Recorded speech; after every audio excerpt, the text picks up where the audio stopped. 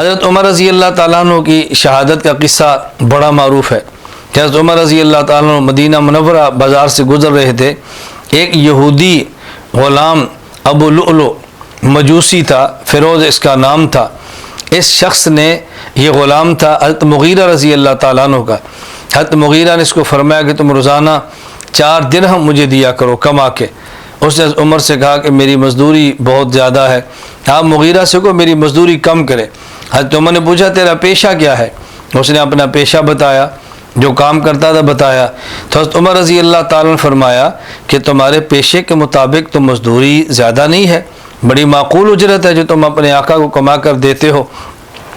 لکھا ہے صاحب سیر نے کہ حضرت عمر رضی اللہ عنہ کے دل میں یہ تھا کہ میں حضرت مغیرہ سے بات کروں گا، اور چونکہ اس نے مجھ سے سفارش کروائی ہے میں کچھ اس کی مزدوری اجرت کم کرا دوں گا تاکہ اس کو آسانی پیدا ہو. لیکن ابو لؤلؤ کہنے لگا کہ اس نے دل میں بات کو رکھا کہ مجھے یہ بات کیوں کی ہے. اس نے اس وقت فیصلہ کیا کہ میں عمر سے اس کا انتقام لوں گا، یہ جملہ مجھے کیوں کہا ہے. حضرت عمر بن خطاب رضی اللہ عنہ کی مبارک عادت یہ تھی، مسجد نبی میں تشریف لے جاتے، پہلے صف بندی ہوتی، صفیں درست ہوتی، پھر عمر تشریف لاتے، صف بندی ہو گئی، صفیں درست ہو گئی. جب حضرت عمر رضی اللہ عنہ نماز پڑھانے کے لیے کھڑے ہوئے، آپ نے اللہ اکبر کہا اور یہودی ابو لؤلؤ نے حضرت عمر رضی اللہ عنہ پر وار کیے، کسی روایت میں 6 وار کیے یا کچھ کم و بیش کیے. حضرت عمر رضی اللہ عنہ وہیں گر گئے. حضرت عبد الرحمن رضی اللہ تعالیٰ عنہ حضرت عمر کے فرمانے پر مصلی پہ گئے تو انہوں نے فوراً نماز کو مکمل کیا. حضرت عمر کو کسی حالت میں اٹھا کے لایا گیا، آپ کو نبیذ کھجور کا شربت، حضرت عمر کو دودھ دیا طبیب نے، وہ زخم سے باہر آ گیا. تو حضرت عمر رضی اللہ عنہ کو اور صحابہ کرام کو بھی یقین ہوا کہ شاید اب عمر رضی اللہ تعالیٰ عنہ باقی نہ رہیں اور شہید ہو جائیں. حضرت عمر رضی اللہ تعالیٰ عنہ اسی تکلیف میں اور اسی زخم کے اندر دنیا سے گئے ہیں. 1 محرم الحرام سن 24 ہجری کو حضرت عمر رضی اللہ دار فانی سے رخصت ہو گئے. حضرت عمر رضی اللہ تعالیٰ عنہ کو جب یہ محسوس ہوا اپنے اس مرض الوفات اور اس تکلیف دہ معاملے میں جو مرض کا سبب بنا ہے کہ شاید اب میں آئندہ نہ بچ سکوں، بلکہ روایات میں ایک واقعہ لکھا ہے کہ صحابہ کرام رضی اللہ عنہ مجمعین حضرت عمر کے جمع تھے، تو ان میں سے بعض نے کہا لا باس علیک یا امیر المومنین.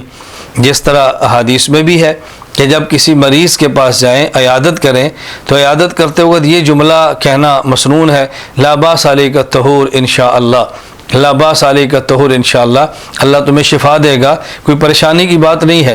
حضرت عمر رضی اللہ تعالیٰ عنہ کی بیمار پرسی کی تو بعض صحابہ نے کہا لا باس علیک یا امیر المومنین، امیر المومنین پریشانی کی بات نہیں ہے، کوئی فرق نہیں پڑتا، انشاءاللہ آپ ٹھیک ہو جائیں.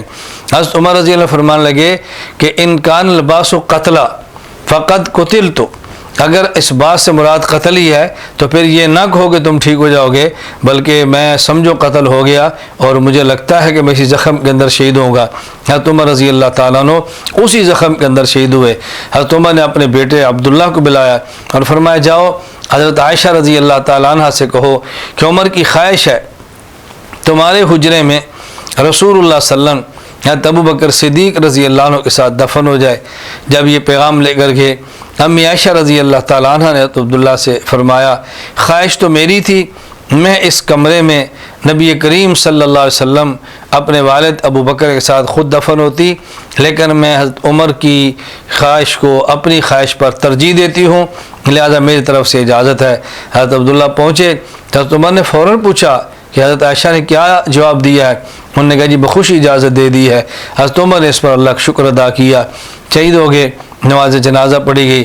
حضرت عمر رضی اللہ تعالیٰ عنہ کو رسول اکرم صلی اللہ علیہ وسلم کے ساتھ حضرت ابو بکر صدیق رضی اللہ عنہ کے ساتھ وہاں روضہ رسول میں دفن کر دیا گیا.